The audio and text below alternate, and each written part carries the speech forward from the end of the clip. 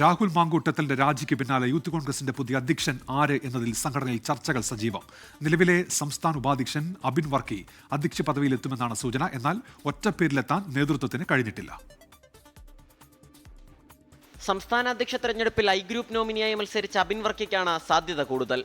രമേശ് ചെന്നിത്തല ഉൾപ്പെടെയുള്ളവർ അബിൻ വർക്കിക്കായി സമ്മർദ്ദം ആരംഭിച്ചു.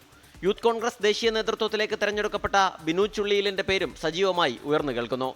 കെ.സി. വേണുഗോപാലിന്റെ പിന്തുണയാണ് ബിനു ചുള്ളിയിലിന്റെ കരുത്ത്.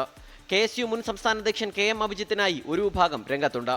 സംസ്ഥാന അധ്യക്ഷ പദം അഭിജിത്തിന് നൽകണമെന്ന് MK രാഘവൻ ഉൾപ്പെടെയുള്ളവർ നേതൃത്വത്തിനോട് ആവശ്യപ്പെട്ടു. OJ ജനീഷ്, JS അഖിൽ തുടങ്ങിയവരുടെ പേരുകളും പരിഗണിക്കുന്നുണ്ട്. 24 തിരുവനന്തപുരം. ലോകത്തെവിടെയായാലും ഏത് സമയത്തും 24 വാർത്തകളും ഓഗ്മെന്റഡ് റിയാലിറ്റി പാക്കേജുകളും എക്സ്പ്ലെയിനറുകളും വിശദമായി കാണാൻ ഞങ്ങളുടെ യൂട്യൂബ് ചാനൽ നിങ്ങൾക്ക് സബ്സ്ക്രൈബ് ചെയ്യാം.